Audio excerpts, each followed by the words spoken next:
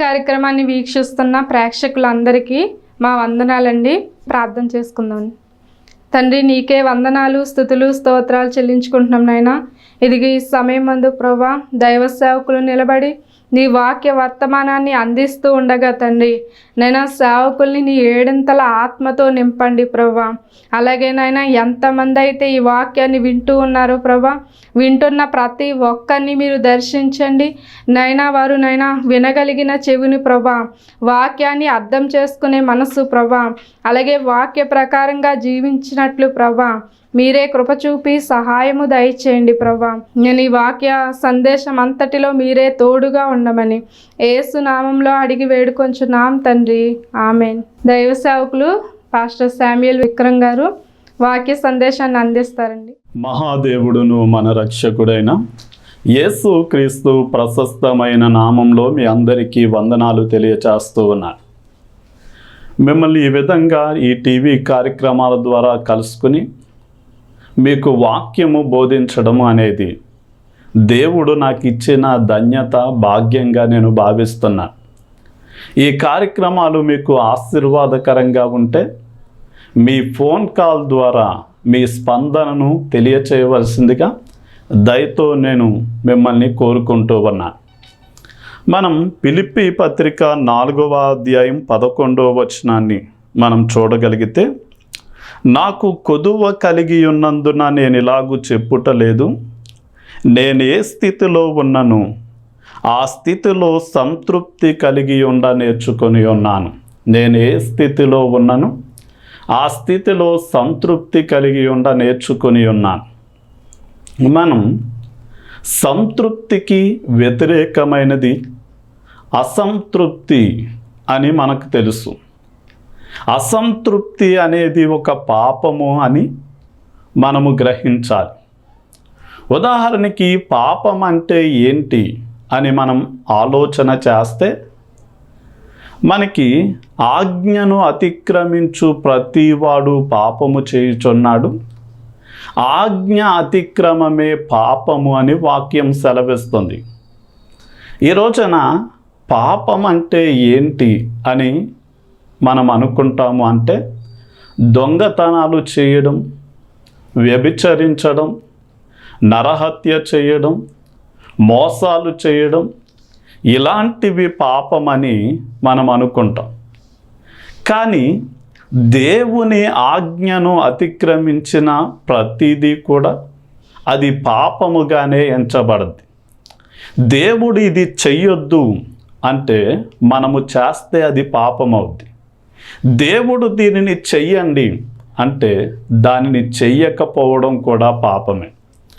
ఉదాహరణకి మనకి హెబ్రీ పత్రిక 13వ అధ్యాయం 5వ వచనంలో, మీరు మీకు కలిగి ఉన్న వాటితో సంతృప్తి పడండి అని, లూకా సువార్త 3వ అధ్యాయం 14వ వచనంలో, మీ జీతములతో మీరు సంతృప్తి పడండి అని, లూకా సువార్త 12వ అధ్యాయం 15వ వచనంలో, ఎలాంటి లోభత్వానికి మీరు చోటివ్వద్దు అని వాక్యం సెలవిస్తుంది. అంటే మీకు కలిగిన వాటితో సంతృప్తి పడండి, మీ జీతాలతో సంతృప్తి పడండి అని దేవుని వాక్యం చెప్తూ ఉంటే, మనము అసంతృప్తిగా జీవించడము అనేది దేవుని ఆజ్ఞను అతిక్రమించిన పాపముతో సమానంగా అది ఎంచబడుతుంది. ఉదాహరణకి అసంతృప్తి ఏం చేస్తుంది అంటే, దేవుని సార్వభౌమాధికారాన్ని ప్రశ్నిస్తుంది. రెండవదిగా దేవుని యొక్క మంచితనాన్ని అది ఏం చేస్తుంది అంటే ప్రశ్నిస్తుంది అన్న విషయం మనం గ్రహించాలి. ఉదాహరణకి దేవుని మంచితనాన్ని ఎలా ప్రశ్నిస్తుంది అంటే, నేను ఈ స్థితిలో ఉంటే నీవెందుకు నాకు సహాయపడలేదు, నాకు కావాలి అనుకున్నది నీవెందుకు ఇవ్వలేదు, నా జీవితంలో ఇలాంటి వాటిని నీవెందుకు తొలగించలేదు అని, నీవు ప్రేమ కలిగిన వాడవు, మంచితనం కలిగిన వాడవు అయితే నీవు ఇలాంటివి తొలగించాలి కదా అని ఆయన మంచితనాన్ని ప్రశ్నిస్తుంది. రెండోదిగా దేవుడు మన జీవితాలలో ఏదైతే ఆయన సార్వభౌమాధికారము చొప్పున చెయ్యాలనుకుంటున్నాడో దానిని గురించి కూడా నన్నెందుకు ఈ స్థితిలో ఉంచావు అని ప్రశ్నిస్తారు. ఉదాహరణకి దేవుని సార్వభౌమాధికారాన్ని అసంతృప్తి ప్రశ్నిస్తుంది కనుక అసంతృప్తి అనేది పాపమై ఉన్నది. ఉదాహరణకి మనం చూడగలిగితే ప్రయాసపడువాని అందైనను పొందగోరువాని అందైనను ఏమీ లేదు, కానీ కరుణించు దేవుని అందే సమస్తము ఉన్నది అని రోమా పత్రికలో పౌలు మాట్లాడతాడు. ఉదాహరణకి ఇస్సాకు వలనైనదే నీ సంతానం అని ఆయన అన్నాడు. అంటే అబ్రాహాము కుమారులైనంత మాత్రాన అందరూ సంతానంగా ఎంచబడరు, కానీ అబ్రాహాము వలనైనదే నీ సంతానం అని.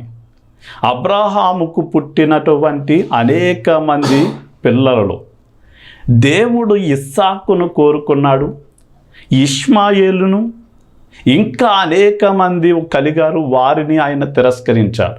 ఇప్పుడు మనం ఆయన్ని ఎందుకు ఇలా చేశావు అని ప్రశ్నించడానికి లేదు.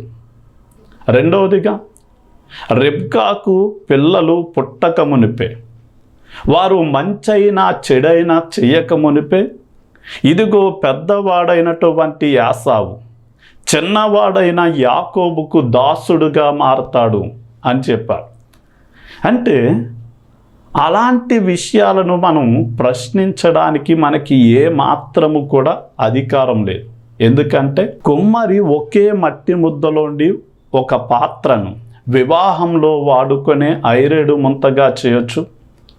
అదే ఒక మట్టి ముద్దలోండి కొంత భాగం తీసి రొచ్చు నీళ్ళు మురుగు నీళ్ళు ఆగే మట్టి కుండగాను చేయొచ్చు. ఇప్పుడు మట్టి కుమ్మరి వాణ్ణి చూసి, ఇది నీకు న్యాయమా? ఇదిగో పలానా మట్టి ముద్దను నీవు వివాహంలో వాడుకునేదానిగా చేసావు, నన్ను మురుగు నీళ్ళు ఆగే కుండగా ఆ పట్టే కుండగా చేసావు, ఇది నీకు తగునా అని మట్టి ఎన్నడూ కూడా కుమ్మరిని ప్రశ్నించకూడదు. అలాగే రూపింపబడినది ఏది కూడా రూపించిన వాడిని నన్ను ఎందుకు ఇలా చేసావు అని ప్రశ్నించకూడదు. అలాగే దేవునికి మన మీద సార్వభౌమాధికారం ఉంది. మనం ఏ ప్రాంతంలో పుట్టాలో, ఎలాంటి స్థితిలో మనం ఉండాలో, ఎలాంటి పరిస్థితులను ఎదుర్కోవాలో ఆయన తన సార్వభౌమాధికార ప్రకారం మనల్ని ఉంచినప్పుడు మనం అసంతృప్తితో నా జీవితంలో ఎలాంటి పరిస్థితులు ఎందుకు అనుమతించావు, నీవు ప్రేమ కలిగిన వాడవు, మంచితనము కలిగిన వాడవే అయితే నాకు నచ్చనివి నా జీవితంలో ఎందుకు ఉంచావు, లేక వీటిని నీవు ఎందుకు అనుమతించావు అని మనకి ప్రశ్నించడానికి ఏమాత్రమో హక్కు లేదు. ఎందుకంటే ఆయన మనల్ని రూపించినవాడు, మనం ఆయన చేత రూపించబడినవారు. మనము మట్టి లాంటి వారమైతే ఆయన పరమ కుమ్మరి లాంటి వాడు. కనుక అసంతృప్తి ఏం చేస్తుంది అంటే, దేవుడు సంతృప్తిగా బ్రతకమని పిలుపునిస్తే ఆ విధంగా సంతృప్తిగా బ్రతకకుండా అసంతృప్తి ఏం చేస్తుంది అంటే దేవుని సార్వభౌమాధికారాన్ని, దేవుని మంచితనాన్ని ప్రశ్నించి అది పాపములో మనల్ని ఉంచేలా చేస్తుంది. మనం చాలా జాగ్రత్తగా ఆలోచన చేస్తే మన దృష్టి మన దగ్గర ఉన్న దాని మీద ఉండదు, కానీ మన దగ్గర లేని వాటి మీదే మన దృష్టి నిలపడం అన్నది మనము చేస్తాం. ఉదాహరణకి ఇది ఎవరు చేసేది అంటే సాతాను మన దగ్గర ఉన్న వాటిపై కాకుండా మన దగ్గర లేని వాటి మీద మన దృష్టి నిలిపి మనము అసంతృప్తిలో జీవించేలాగా మనల్ని ప్రోత్సహిస్తాడు, ప్రేరేపిస్తాడు. ఉదాహరణకి దేవుడు ఆదాము అవ్వలను సృష్టించినప్పుడు అందమైన ఏదేను తోటలో ఉంచి ఆయన అన్నాడు, ఈ ఒక్క చెట్టు ఫలాన్ని మాత్రము తినవద్దు అన్నాడు. అంటే ఒక చెట్టు ఆ చెట్టు తప్ప ఇక విశ్వంలో ఉన్నదంతా కూడా ఆదాము అవ్వలు కలిగి ఉండి వారు సంతోషంగా సంతృప్తిగా జీవించేలాగా దేవుడు వారికి అంతటి భాగ్యాన్ని ఇచ్చాడు. కానీ ఏదేను తోటలోనికి వచ్చిన సాతాను ఆదాము అవ్వను ప్రశ్నిస్తూ, ఇది నిజమా? ఈ తోట చెట్ల ఫలాలలో దేనినైనా తినవద్దన్నాడా అని ప్రశ్నించి వారు అసంతృప్తిలోనికి వెళ్ళేలాగా వారికి ప్రేరేపణ ఇచ్చాడు. అంటే నీ దగ్గర ఉన్న వాటితో నీకు సంతృప్తి కలగదు, నీ దగ్గర ఏదైతే లేదో దానితోనే నీకు తృప్తి కలుగుతుంది అని తప్పుగా అతనిని ప్రేరేపించారు. ఈ రోజున చాలామంది అసంతృప్తికి మూల కారణం ఏంటి అంటే వారి దగ్గర ఉన్న వాటిని బట్టి సంతోషించడం మానేసి, వారి దగ్గర లేని వాటిని బట్టి వారు దుఃఖపడడం, బాధపడడం అనేది మనం చూస్తాం. ఉదాహరణకి దేవుడు మనకి బీరువా నిండా మంచి వస్త్రాలు ఇచ్చారు.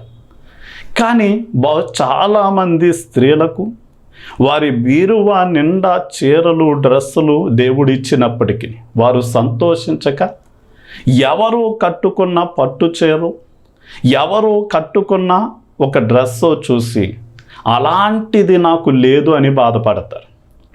అలాగే చాలామందికి దేవుడు మంచి మంచి ఆభరణాలు ఇచ్చాడు. కనీసం చెవులకి పెట్టుకోవడానికి చెవిలీలని, మెల్లో వేసుకోవడానికి చైనో చిన్న బొందో అని ఇలాంటి కొన్ని ఆభరణాలు ఇస్తే వారికి దేవుడు ఇచ్చిన వాటిని బట్టి ఏమాత్రము సంతోషించక ఎవరో చేయించుకున్న ఆ నెక్లెస్ను బట్టు, హారాలను బట్టు అవి లేదు అని చాలామంది బాధపడతారు. చాలామందికి దేవుడు మంచి నివాసం ఇస్తే వారు ఎంత మంచి నివాసంలో ఉన్నారో గ్రహించుకోక మరొకరు కలిగి ఉన్న నివాసం లాంటిది కావాలి అని. అంటే సాతాను మనలోనికి అసంతృప్తికి మూలం ఏంటి అంటే మన దగ్గర ఉన్న వాటిని మనము గుర్తించి ప్రభువుని స్తుతించి కృతజ్ఞులై బ్రతకడం మనల్ని మానివేసేలాగా, మన దగ్గర లేని వాటిని బట్టి మనము దుఃఖించేలాగా ఏం చేస్తాడు అంటే మన దగ్గర లేని వాటి మీదకి మన దృష్టిని మళ్ళిస్తాడు. ఉదాహరణకి నిజమైన సంతృప్తికి మూలం ఏంటి అంటే దేవుడే అన్న విషయాన్ని మనం గ్రహించాలి. ఉదాహరణకి బాహ్య సంబంధమైనవి ఏవి కూడా మనిషిని ఎన్నడూ కూడా సంతృప్తి పరచలేవు. ఉదాహరణకి ప్రసంగి గ్రంథం 1వ అధ్యాయం 8వ వచనంలో వినుట చేత చెవి, చూచుట చేత కన్ను సంతృప్తి పడదు అని చెప్తాడు. మనకి సంతృప్తి పడనివి, ఇక చాలు అననివి 4 ఉంటాయి అని సొలొమోను సామెతలలో రాస్తాడు. మనకి ఇది సామెతల గ్రంథం 30వ అధ్యాయం 10, 15, 16 వచనాలలో మనకి అక్కడ పాతాళం ఒకటి, కనని గర్భము, నీరు చాలును అనని భూమి, ఇక చాలును అనని అగ్ని. అంటే పాతాళము, కనని గర్భము, నీరు చాలు అనని భూమి, ఇక చాలును అనని అగ్ని. ఈ 4టికి ఎన్నడూ కానీ తృప్తి కానీ ఇక చాలు అనేది ఉండదు. అంటే ఉదాహరణకి మనం జలగను గనక మనం చూస్తే నదులలో స్నానము చేసేటప్పుడు కొంచెం మందికి జలగ పట్టుకుంటుంది.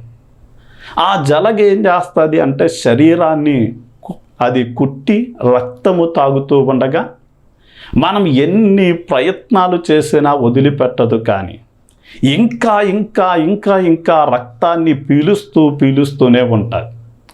అలాగే ఒక మనిషి బాహ్య సంబంధమైన విషయాలను బట్టి సంతృప్తి చెందాలి అని ప్రయత్నిస్తే వారి దాహార్తి కోరిక మరింతగా రేగిపోతూ ఉంటారు. ఉదాహరణకి ఎంత విలువైన ఆహార పదార్థాలు తిన్నా మన కడుపుకి సంతృప్తి చెందంగానే ఇంకా మంచి ఆహార పదార్థాలు తినాలి. సుఖభోగాల ద్వారా శరీరాన్ని సంతృప్తి పరుచుకోవాలి అంటే ఇక ఎన్ని సుఖభోగాలు అనుభవించినా ఇంకా పొందాలి అనే తీవ్రత పెరిగిపోద్ది. అలాగే అధికార విషయంలోనైనా, లేక మనం వినోదం విషయంలోనైనా, కీర్తితోనైనా, లేక మనకి అలవాటైన వ్యసనాలతోనైనా మనల్ని సంతృప్తి పరుచుకోవాలి అనుకున్నప్పుడు మనము సంతృప్తి పరచబడకపోగా ఇంకా ఇంకా ఇంకా ఇంకా మనకి ఆ దాహము కోరిక ఏమవుద్ది అంటే అధికమై మనకి సంతృప్తి లేని వారిగా మనం భూమి మీద మిగిలిపోతాం. అందుకనే యెషయా గ్రంథం 55వ అధ్యాయం 2వ వచనంలో, మీరు సంతుష్టి కలగని దానికోసం మీరు ఎందుకు మీ ధనాన్ని వ్యర్థము చేస్తున్నారు అని ఆయన మాట్లాడతారు.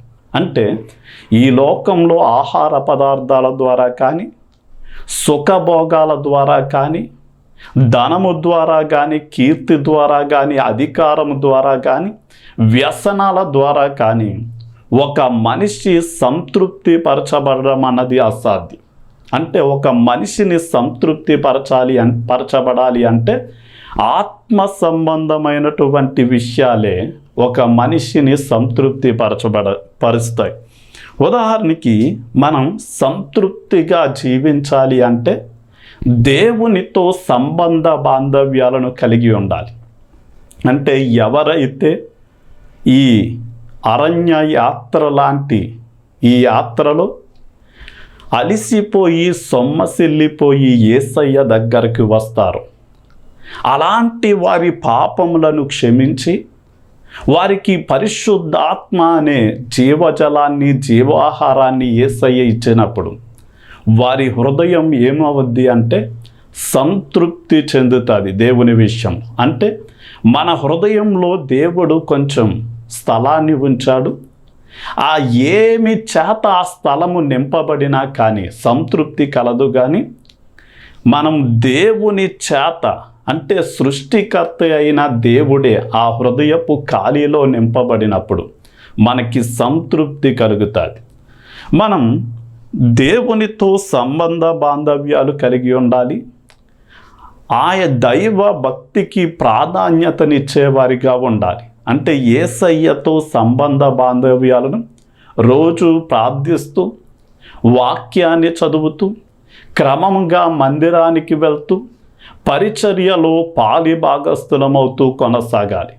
మూడవదిగా మనము నిత్యత్వము మీద దృష్టి నిలిపిన వారిగా ఉండాలి. నిత్యత్వము మీద దృష్టి నిలిపిన వారిగా అంటే ఏది రమ్యమైనదో, ఏది ఖ్యాతి గలదో, ఏది నిత్యమైనదో వాటి మీదే మన దృష్టి నిలపాలి అని భక్తుడు మాట్లాడుతూ ఉన్నాడు. ఉదాహరణకి దేవుడు అబ్రహాముకు, ఇదిగో ఈ భూమి నీకు నీ సంతానానికి నేను ఇస్తున్నాను అన్నప్పుడు అతడు అందులో ఎలాంటి స్థిరమైన కట్టడాలు కట్టలేదు. కానీ దేవుడు దేనికి శిల్పియు నిర్మాణకుడై ఉన్నాడు. ఆ పునాదులు గల పట్నమైన పరలోకం కోసం ఎదురు చూశాడు. ఈ రోజున సంతృప్తి నీ జీవితంలోనికి రావాలి అంటే యేసయ్యతో మంచి సంబంధ బాంధవ్యాలు కలిగి ఆయన ఆత్మను నీలో కలిగి ఉండి నీవు భక్తికి ప్రాధాన్యతనిస్తూ ఆ పరలోకం మీద నీకు దృష్టిని కేంద్రీకరించగలిగితే నీ హృదయంలోనికి సంతృప్తి అనేది అడుగు పెట్టడం ప్రారంభిస్తుంది. మనం ఫిలిప్పీ పత్రిక 4వ అధ్యాయం 11, 12 వచనాల ప్రకారం నేను ఏ స్థితిలో ఉన్నను ఆ స్థితిలో సంతృప్తి కలిగి నేర్చుకుని ఉన్నాను అన్నాడు. అంటే సంతృప్తి కలిగి ఉండడం అనేది మనం దానంతటా అదే పూర్తిగా రాదు. కానీ ఆ సంతృప్తి కలిగి ఉండడం మనం అభ్యసించాలి, నేర్చుకోవాలి అని కూడా మనం తెలుసుకోవాలి. ఉదాహరణకి ఈ జీవిత కాలంలోనూ రాబోయే జీవితానికి కావలసినవన్నీ యేసయ్య మనకి అనుగ్రహించాడు అని యేసయ్యను బట్టి మనం సంతృప్తిగా ఉండడం అన్నది మనం నేర్చుకోవాలి. ఉదాహరణకి సంతృప్తికి కొన్ని రహస్యాలు మీ ముందుంచి నా మాటల్ని ముగిస్తాను.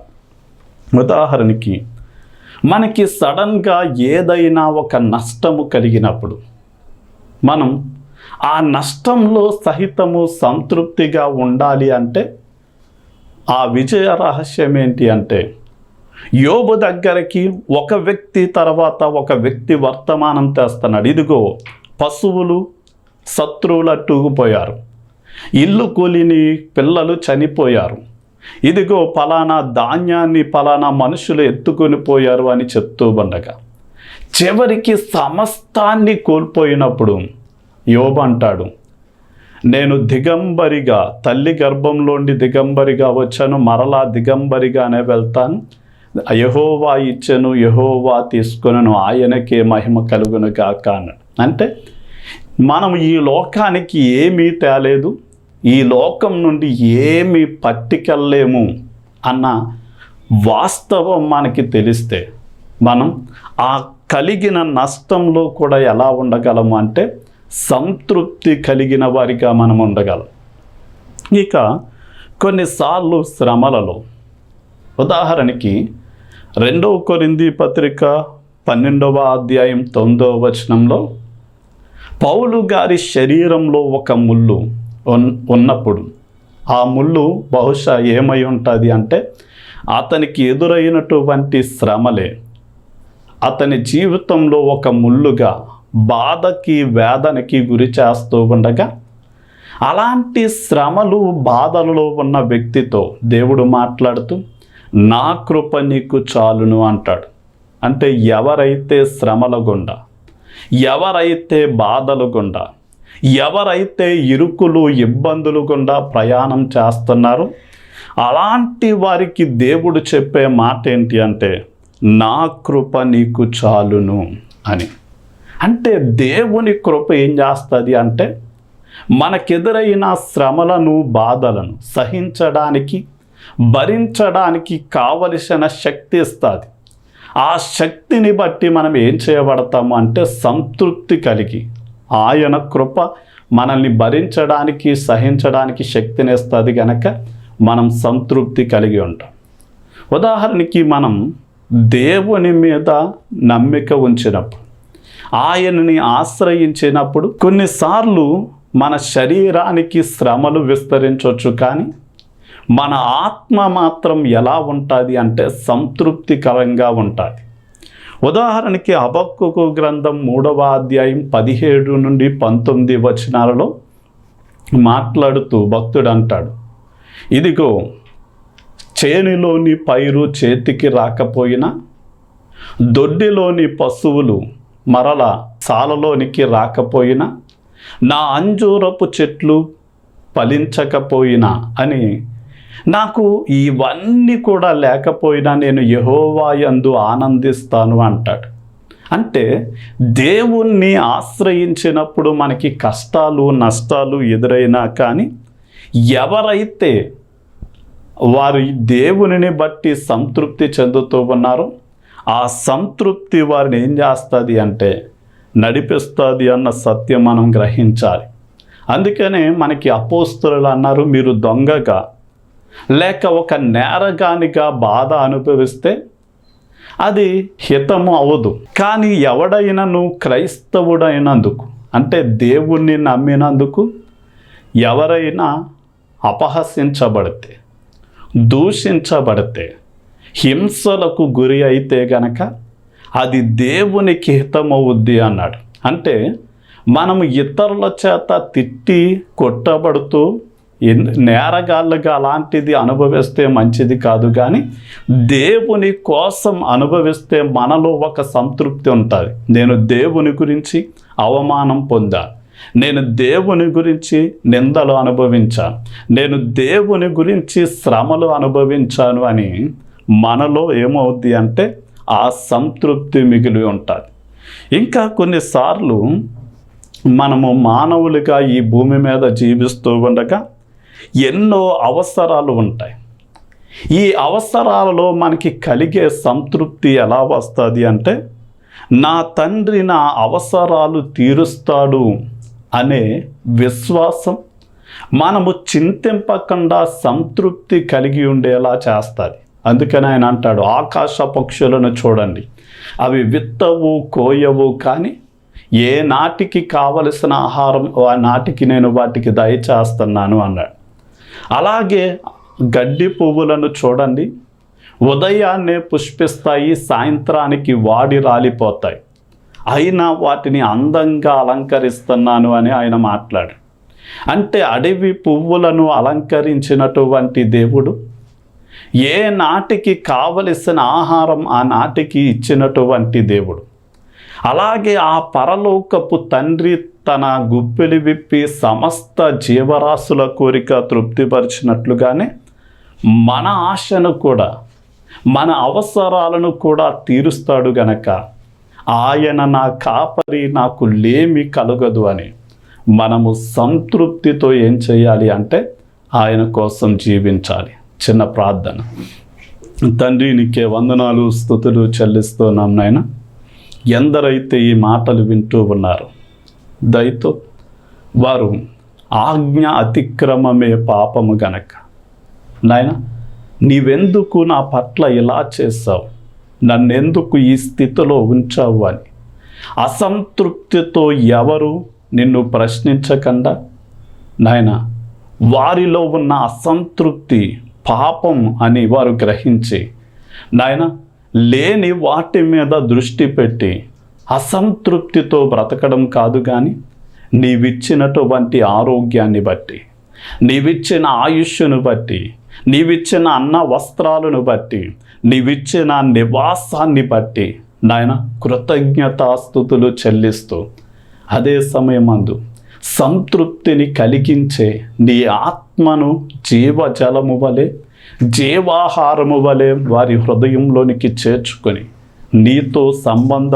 బాంధవ్యాలు కలిగి, భక్తి కలిగి నాయన ఆ నిత్యత్వం మీద దృష్టి పెట్టి ప్రతి విషయంలో కూడా నాయన శ్రమలు ఎదురైన నీ కృప సహించి భరించే శక్తినిస్తుంది గనక వారు సంతృప్తి కలిగి, నష్టంలో సహితం నేను ఏమీ తీసుకురాలేదు, ఏమీ తీసుకువెళ్ళలేను అని నాయన వారు సంతృప్తి కలిగి వారి అవసరాలలో నా పరలోకపు తండ్రి మా అవసరాలు తీరుస్తాడు అని, ప్రతి జీవరాశి అవసరాలు తీర్చినట్లుగా మా అవసరాలు తీరుస్తాడు అని విశ్వాసంతో నీ వైపు చూస్తూ నాయన వారు సంతృప్తికరంగా జీవించడానికి ప్రతి ఒక్కరికి మీరు సహాయం చేయండి. వారిలో ఉన్న అసంతృప్తిని మీరు తొలగించి నాయన నీవే నీ కృప ద్వారా అందరినీ సంతోషంతో, సమాధానంతో, సంతృప్తితో, సమాధానంతో మీరే నింపి నడిపించమని యేసు నామంలో అడిగి వేడుకుంటున్నాం తండ్రి. ఆమేన్.